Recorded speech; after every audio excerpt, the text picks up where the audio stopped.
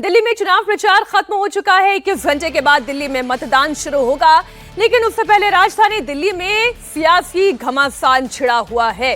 Kalkaji seat से उम्मीदवार और दिल्ली की मुख्यमंत्री आतिशी ने बीजेपी उम्मीदवार रमेश बिधूड़ी पर, उनकी फैमिली पर आचार संहिता उल्लंघन का आरोप लगाया है। आतिशी का आरोप यह है कि बीजेपी उम्मीदवार के परिवार ने आचार संहिता को तोड़ा है और शिकायत करने पर भी पुलिस ने कोई कार्रवाई नहीं की। रमेश बिधूड़ी ने आतिशी के इन तमाम आरोपों को झूठा करार दिया। आपको जानकारी दे दें, कल शाम दिल्ली में चुनाव प्रचार खत्म हो गया। आज साइलेंस पीरियड लागू है और कल 70 सीटों पर मतदान है। आम आदमी पार्टी को चौथी बार सत्ता दिलाने के लिए केजरीवाल ने पूरी ताकत लगाई है, तो वहीं बीजेपी 32 सालों का बनवास खत्म करने में जुटी हुई है। कांग्रेस भी सत्ता में वापसी के लिए जोर तो लगा रही है, लेकिन इस साइलेंस पीरियड में वोटर्स को प्रभावित करने को लेकर भी घमासान जारी है। दिल्ली की कालकाजी सीट पर इस बार मुकाबला बड़ा दिलचस्प है। कल चुनाव प्रचार खत्म होने के बाद जब साइलेंस पीरियड लागू हुआ, उसके बाद आम आदमी पार्टी और बीजेपी आमने सामने आ गई। दिल्ली के मुख्यमंत्री और कालकाजी से आम आदमी पार्टी कैंडिडेट आतिशी ने रमेश बिधूड़ी की फैमिली पर आचार संहिता उल्लंघन का आरोप लगाया। आतिशी ने एक के बाद एक कई सारे ट्वीट किए। उनमें बताया कि रमेश बिधूड़ी के बेटे मनीष बिधूड़ी ने आचार संहिता का उल्लंघन किया, फिर उनके भतीजों पर आचार संहिता के उल्लंघन का आरोप लगा दिया। पुलिस पर एक्शन न लेने की बात भी कही।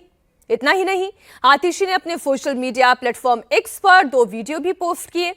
आरोप लगाया कि जिन लोगों ने रमेश बिधूड़ी की फैमिली का वीडियो बनाया, पुलिस ने उनकी पिटाई और कर दी।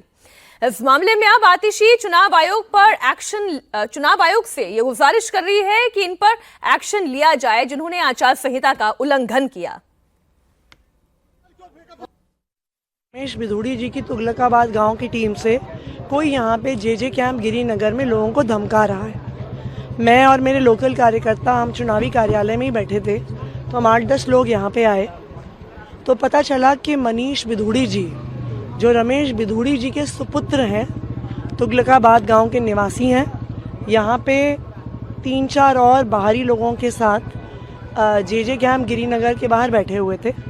हमने उनकी GPS टाइम स्टैम्प्ड फ़ोटो भी ली है, आप कैमरा में देख सकते हैं। ये मनीष बिधूड़ी जी हैं, बेटे हैं रमेश बिधूड़ी जी के। 3 फरवरी 11:30 बजे की फ़ोटो है, साइलेंस पीरियड की फ़ोटो है, जिसमें ये कालकाजी में अलाउड नहीं है। अभी पुलिस इनको लेके गई है और मैं उम्मीद करती हूँ कि प्रॉपर कार्रवाई होगी और किसी भी कालकाजी के नॉन रेजिडेंट को यहाँ पे अलाउ नहीं किया जाएगा। इधर रमेश बिधूड़ी ने भी आतिशी को जवाब दिया। उन्होंने कहा कि हार की बौखलाहट में कुछ मत कहिए, स्वार्थ में संवैधानिक पद की गरिमा को तार तार ना करे। रमेश बिधूड़ी ने पलटवार करते हुए क्या कहा, वो भी आपके सामने रखते हैं। उस वक्त की बड़ी खबर आपको बता दें, बिधूड़ी के बेटे पर आचार संहिता के उल्लंघन का आरोप आतिशी ने लगाया, तो जवाब भी आया कि स्वार्थ में संवैधानिक संस्थाओं के साथ, उस प्रक्रियाओं के साथ खिलवाड़ ना करे।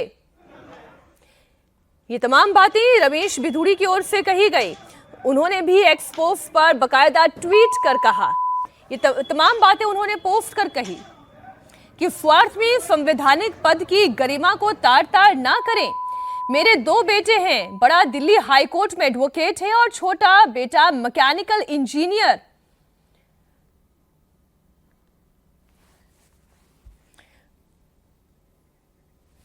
तो तस्वीरें इस वक्त आप देख रहे हैं, ये वीडियो जो है वो पोस्ट किया गया है आतिशी की ओर से और उन्होंने ये तमाम आरोप लगाए हैं। उन्होंने कहा कि जब आचार संहिता लागू हो गई, साइलेंस पीरियड चल रहा है, उस वक्त आप मतदाताओं को प्रभावित नहीं कर सकते। इसके जवाब में रमेश बिधूड़ी ने बकायदा लंबा पोस्ट किया। उन्होंने कहा कि कुछ दिन पहले आप लाइव आई थी और कोई फोटो दिखाकर उसमें उसे मनीष बिधूड़ी बोल रही थी और आज किसी और को मनीष बिधूड़ी बता रही हैं। चुनाव प्रचार अब खत्म हो चुका है और अब जनता को निर्णय लेने दें। इसका मतलब यह है कि रमेश बिधूड़ी डिफेंड कर रहे हैं। वो ये कह रहे हैं कि जो भी फोटो, जो वीडियो दिखाई जा रही है, उनके बेटों के नहीं है।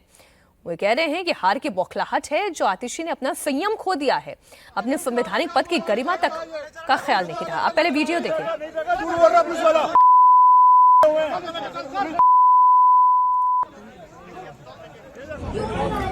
कालकाजी ही नहीं, पटपड़गंज में भी साइलेंस पीरियड में वोटर्स को प्रभावित करने का आरोप लगा है। और ये आरोप किस बिना पर लगा है वो आपके सामने रख देते हैं।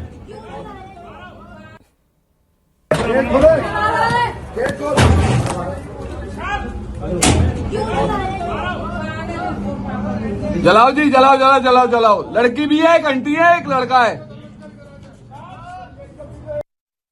कि बीजेपी का ये झंडा देख सकते थे, लाइट आपकी जाए ऊपर, ये बीजेपी का ये झंडा लहर रहा है। ये नीचे घर है, उस व्यक्ति का नाम है दयाराम राजभर, जो रवि नेगी के लिए काम करता है। शराब और ये मांस भरा पड़ा है। और ये वही व्यक्ति है जो गाय के नाम पर एक एक रोटी इकट्ठा करता है साल भर, और चुनाव आते आते सरस्वती पूजा के दिन ये मीट की दुकान, मीट और ये शराब बांट रहा है। ये वो व्यक्ति है जो छठ पूजा पे कहता है मीट की दुकानें बंद कर दो, कल छठ पूजा है। और आज सरस्वती पूजा पर मीट की जो है घर घर पे मीट बांट रहा है, शराब बांट रहा है। ये बीजेपी का चरित्र है जो मैं दिखाना चाहता हूँ। केजरीवाल सिसोदिया जी एक बोतल के साथ एक फ्री बांटते हैं, और ये रवि नेगी बीजेपी चिकन के साथ दारू बांटते हैं, यानी कि दारू के साथ चिकन भी फ्री। ये है मॉडल इन लोगों का विकास का। सीएम आतिशी के खिलाफ इसी बीच केस दर्ज हुआ है। बड़ी खबर आपको बता दें, आचार संहिता उल्लंघन के मामले में केस दर्ज किया गया है। सरकारी काम में बाधा डालने का आरोप उनके ऊपर लगाया गया है। मुख्यमंत्री आतिशी के खिलाफ ये केस दर्ज किया गया है। आचार संहिता उल्लंघन का मामला उनके ऊपर लगाया गया है। सरकारी काम में बाधा डालने के मामले में ये केस दर्ज किया गया है। वोटिंग से पहले अरविंद केजरीवाल का ईवीएम पर अविश्वास। जी हां, इस वक्त की बड़ी खबर आपको बता दें, आम आदमी पार्टी ने पहली मर्तबा ईवीएम को लेकर गड़बड़ी का आरोप लगाया। इससे पहले आपने जितनी बार भी आम आदमी पार्टी को सुना होगा, ईवीएम पर इतना सीधे सीधे उन्होंने कभी अटैक नहीं किया। लेकिन ये जो उनका ताजा बयान है आम आदमी पार्टी की वेबसाइट पर जिस तरह से लिखा गया है, उसके बाद ये समझ में आ रहा है कि अब संशय ईवीएम को लेकर भी आम आदमी पार्टी के मन में खड़ा हो गया है। मशीनों से 10% वोट में हो सकती है गड़बड़ी, ये कहना है अरविंद केजरीवाल का।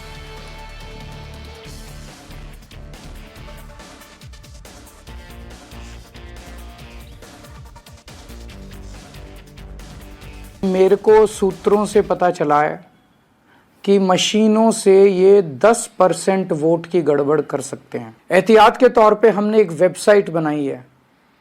महाराष्ट्र और हरियाणा के चुनावों से जो सीख मिली, उससे हमने ये तय किया है कि 5 तारीख की रात को इस वेबसाइट के ऊपर हर पोलिंग बूथ की ये 6 जानकारी हम उस वेबसाइट पे डाल देंगे, ताकि मशीनों से छेड़छाड़ ना की जा सके।